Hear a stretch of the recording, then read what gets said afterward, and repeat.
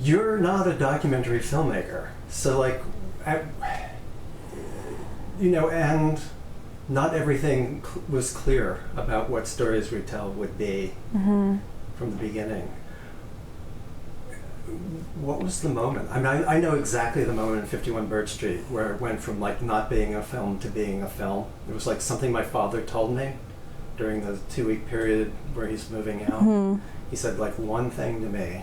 That's like, oh my fucking God, we're making a movie. This is like, it like stopped being about my family, just a family thing that my sisters and I would want, and it became a universal story.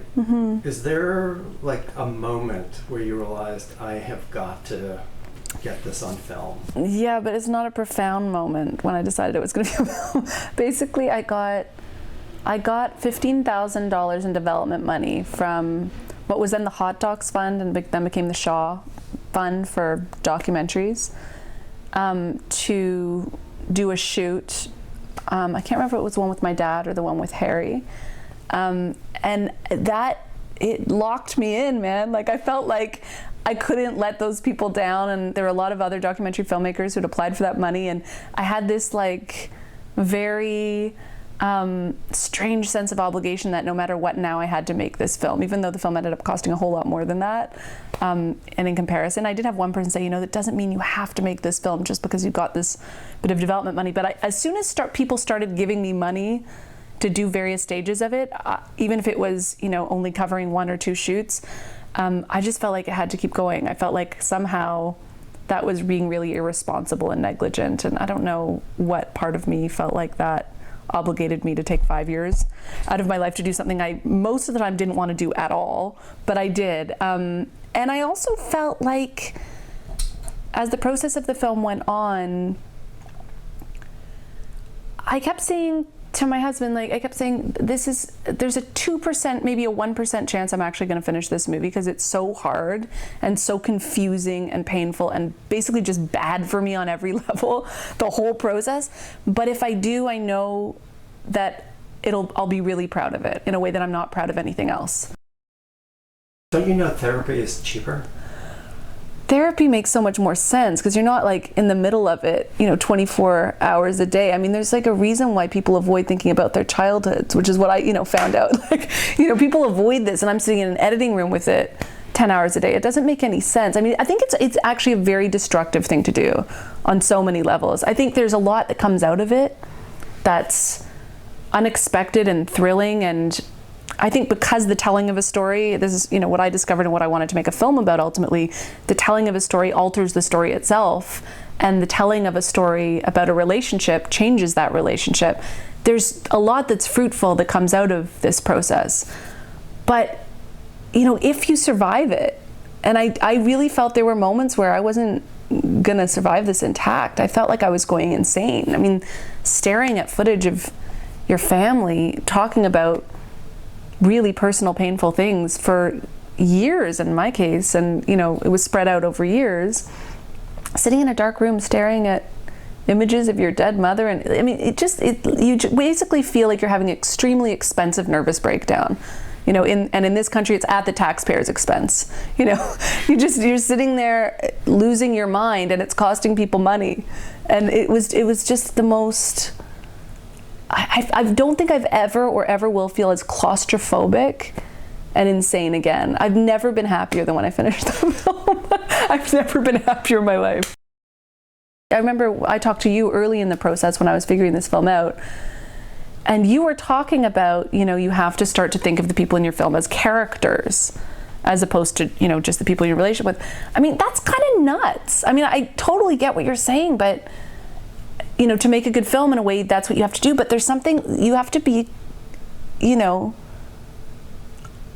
I think you have to be kind of a psychopath to do that and to decide that that's a decision you want to make. I mean, I think this is why I avoided making a documentary for so long, is the ethical stuff is just a minefield. And I've always liked docs way more than narrative feature films, and it's always been the thing that I want to go and see. If there's a film festival, that's what I'll be in a screening for, not fiction. But whenever I would think about making a documentary, I would think there's just so many ethical lines I'm not willing to cross, and I'm not willing to sort of show a part of a person instead of their whole self for the sake of the role they're playing in the film, because it serves the plot of my film. And so I always shied away from documentaries for that reason. And then I think that making one about my family made me feel that at least there'd be real consequences in my life to making the wrong ethical choices. I remember when the film was done, one of the participants felt that they didn't look as good as they could have, and one of the other subjects of the documentary was whitewashed and looked too good. And I remember my response was gonna be, "You're all whitewashed. Look, we're all whitewashed in this movie. Like, nobody's nearly as awful as they actually are in this movie. And nobody's nearly as good either. Like, it's, you know, there's omissions right, left, and center, and they were made both for the good of the film and both for the good of the people involved. You know, like, I feel like there's a line between honesty and cruelty. And I think that's what was fascinating about that experience, was having to make those decisions of where that line was all the time. Because, you know, you can say, well, just tell exactly the truth, because that's what, you know, your obligation is, that's what you should do. But it's never going to be the whole truth. And if the truth hurts deeply but for no purpose, I'm not sure I understand why we should tell it, especially when it's so subjective anyway. We never get to the bottom of anybody's story completely, and I think that's what's so hard about making a film like that about your own family. I mean, another one of the participants, a criticism of the film was, you know, this is the ongoing record of your mother's life, and there was more than this, and I agree with that. I mean, you know, the fact that she was brilliant academically is nowhere in the film. I mean, this is a woman who, like, had incredible scholarships and got a master's and, you know, was really smart, probably one of the most well-read people I've ever met. That part of her is not in the film. So what people know of my mom is this very vibrant, thrilling, funny, amazing person to be around. That's all true, but I don't know how she'd feel about it. You know, if she saw it, would she feel like this is sort of one-dimensional portrait and you've taken out this whole other part of my life, and the part of me that was also a critical thinker? And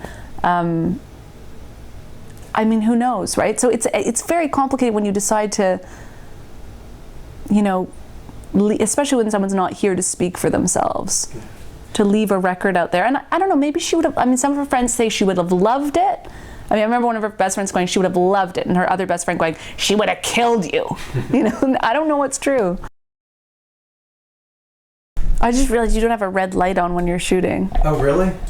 And it's so funny because I've been, like, looking for that red light during our whole setup, because I was like, oh, he's not going to film the setup. And now maybe you were filming the setup just like I did. I would never be that tricky. You devil. No. But I just had, like, my family wasn't smart enough to look for the red light.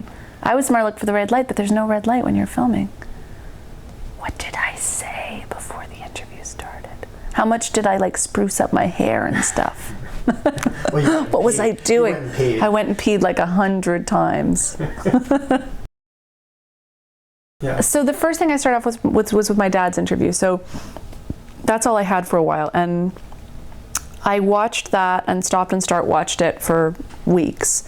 And every time he said something that made me think of an image or an idea or of a question I wanted to ask other people, I stopped and I wrote down that question or that idea. And by the end of watching his 4 days of interviews over many, I think it took me months actually, I had 100 pages of ideas, and that 100 pages became a treatment. It was like a novel that kept changing. And then I was part of the CFC, Canadian Film Centre, National Film Board documentary program. And I was with a bunch of other documentary filmmakers, and I was very grateful for this experience because I have no experience making documentary films. So I was able to be surrounded by people who did this for a living and who were very experienced. You know, every month I would deliver them a new version of my 100-page single-space treatment. And finally, John Walker, who's an experienced documentarian, said, okay, so what I think we can all agree, Sarah, is stop writing. Enough writing. No one wants to read anything anymore. You have to just shoot now. I remember that being the most terrifying thing. Like, I was trying to write this script for this documentary because that's what I knew how to do. And he was like, that's not how it works. Like, you have to go off into the wilderness and not know. And that was completely terrifying to me because I'm such a control freak. So one thing I would say that the filmmaking process was amazing for me was I had to let go. I had to let go of what was going to happen. And I think it made me a better filmmaker to just not know and to have to go with what came towards me instead of trying to control it all the time. And I remember having these index cards up in sequential order. And then I remember there's this one moment where I saw my mom's first divorce from her first husband and losing her 2 kids at the very beginning of the film, because that's how it happened sequentially. And I remember just, one day after having a few days off in the editing room, which was always a good idea when I left the editing room and left Mike Munn to take care of things, coming in and seeing that card and going, what if that went here? And I remember that being such a pivotal moment of going, if the audience thinks they know what this story is and they know everything there is to know about this central character of my mom, and they're following the story in that way, and then all of a sudden they realize there's a crucial piece of information that they didn't have this entire time, so they were operating under all these false assumptions, that gives them an experience similar to mine, but also something similar to all of our experiences. We're always operating under false assumptions. We never have the whole story. There's always something we don't know about the person in front of us that would change everything if we knew it, even if they're our closest family. Something about their memory that we weren't aware of. So when I did that, all of a sudden I felt like the film started to have a shape that made sense to me, and that the filmmaking itself and the way we shot this film had to parallel the process and the confusion of trying to get to know a story or telling a story or hearing a story. It must have been very, very exciting to hit on how you were going to reveal the recreations. Yeah. And the actress playing your Yeah. mom. Was that like an aha moment, or is that something you just figured out as you started writing? I mean, here's what's really weird about the recreations and the reveal of the recreations. I don't know if you remember when I was in development on this film, and I was talking to you a lot. What you might not remember is that I never intended to fool anybody with those recreations. I always thought we were showing our hand really early, because you see me sitting down with my dad and telling him he's not my biological father, and sitting down with Harry, which obviously, are recreations because no one was filming it on Super 8 at the time, and we're mouthing the words along. So I thought, we're giving so many clues, people always know they're recreations, but then there's, the moment where you see behind the scenes and blah, blah, blah, and so that's just used when we're talking about storytelling and getting to the truth in the past. We'll be more explicit about it. What totally stunned me was when we did the first rough cut screening, and I heard a couple of people gasp when we saw behind the scenes of the recreations, and I didn't know what was going on. And then when they were giving notes later, somebody said something about how great Rebecca Jenkins was when she was playing my mom. The actress who played my mom, Rebecca Jenkins, who was an incredible actress, how great she was. And somebody, a novelist who's very, very smart, said, I'm saying very, very smart because this could be interpreted as, at the time I interpreted this as stupid. He said, why is everyone talking about Rebecca Jenkins? What does she have to do with this? Because she looks like your mom? And I said, no, because she played my mom. And he said, what are you talking about? I have no idea what you're talking about. And it was the first, and I kind of looked at Iris, and I looked at Mike, the editor, and we had this moment where like, wait, he thought those were all real movies? That's insane. And then that became, this thing that people thought was like really brilliant in the movie, what people who liked the movie thought that was really well done, but it wasn't intentional.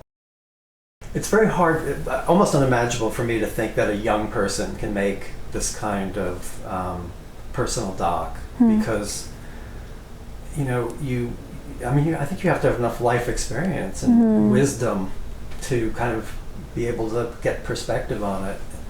But also, I think filmmaking experience to sort of stand back and be able to see yourself as a character, or, this is my role in the film. It's not, even though this is my family and this is very, very, very personal information that on some level makes me profoundly uncomfortable.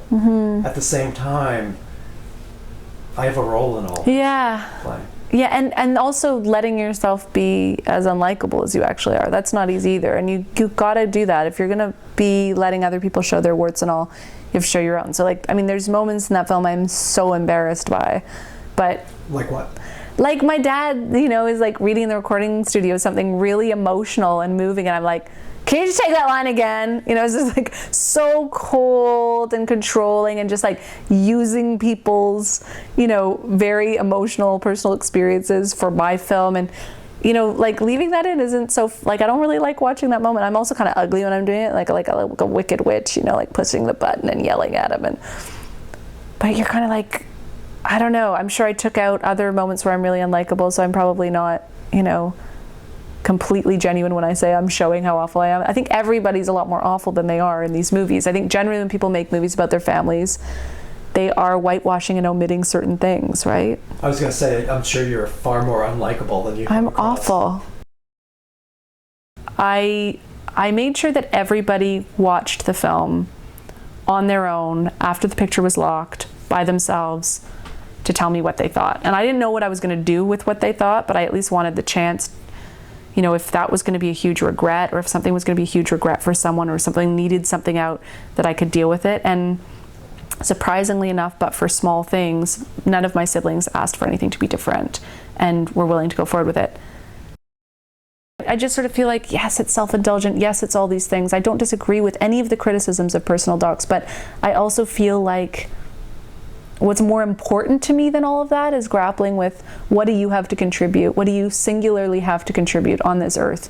If you're gonna have the privilege of making movies, which is a privilege and it's expensive and it takes up people's time, I don't think you should just sit around thinking about what should be fun to make up. You know, what I don't know, there's something about fiction right now for me that feels like very superficial compared to what is a life's experience and what can be gleaned from it and what can you share of that. That doesn't seem so selfish to me, or so narcissistic, or so self-indulgent. It's got those elements to it, but I think it's superseded by what could be potentially generous about it. You know, my wife has said that we've never had deeper conversations than when I've interviewed her. Wow. Because she never feels like I'm listening more closely to her. Yeah, fuck. So how can that be translated into real life is the question. How can you get that level of attention into a conversation without a camera? I would love to know how to do that. I would love to know how to be the person who got my siblings to share that much and in that way without a camera between us. Because I actually feel that. I feel that I got to know them better in those hours than I ever have in our lives. And I didn't know they were that smart and insightful and funny. I always knew they were great, but I never knew how deeply and profoundly they thought about things. Partly because of my family, there's always this reflexive humor, you know, to sort of shield us from anything real. But it was nice to get to know them, you know, and that has been a gift that stayed there. That was I keep trying to think of the good things about making that film. What was good about making that film? What was actually good about that film was showing it to other people. I loved it. Like, usually that's the part I dread and hate. I hate showing the film and talking about it. It's already done. I want to move on to the next thing. With this film, the joy started, I felt, once it was done and I could show it to people and talk to them about it and hear total strangers' perspectives on your family, which sometimes were much more insightful than your own. And it was that was such a joy. And to get to hear other people's family histories, to get to hear complete strangers or people you know, like I remember a publicist at Sundance or a journalist at Sundance actually, that I'd met a million times telling me his family history. And it was just stunning. And, you know, these people that you sort of known superficially for a long time kind of came to life. It was exciting. Did doing this kind of personal documentary change your thinking and change your mind about personal documentaries? Yeah, I guess it did. I mean, I feel like I look at a lot of the artists that I really admire and respect, and they're doing autobiographical stuff. And I had this moment recently where I was thinking about, every now and then I think when I want to think big, it sounds like ridiculous, but when I want to think really big picture about something, or I'm getting kind of too bogged down in the minutia, I try to remember this image from this documentary I saw once that was about missions to the moon. And it's just this image of the planet sort of hanging in outer space, so kind of vulnerable and spinning, and who knows what's going to happen to it. And I sometimes just think to myself, recently I was thinking about that in terms of work, in terms of what I want to do in this world. Like, what are you going to leave behind? Like, what are you going to leave behind? Instead of just thinking, what's my next project, or what cool idea do I have for a movie, or what should I do with my time? It's like, what am I going to leave here? And I feel like all I have to leave is my own experience. It's the only thing I know anything about. And there are people who can leave much more than that. There are people who can compose symphonies, but maybe those are their own experience as well. I don't know. I just think that all I have are the stories I've lived and the observations about them, and those kinds of things have been tremendously helpful to me in my life. Spalding Gray is one of my favorite artists. I mean, I guess you can't get more self-indulgent than Spalding Gray, but I think that being able to trace the remnants that somebody leaves that are something of what they lived, that feels to me like, in terms of what I've received and what's been important to me, that feels really, really essential for me. In terms of anything that I've received of importance from an artist has been something quite personal in the end. So there's a lot of great art out there that is not personal. I like the songs that make you feel a little uncomfortable because someone's revealing too much of themselves. I don't mind that. It can make me squeamish and it can make me embarrassed. But it feels like it's like, in a way, like, what else do we have to give?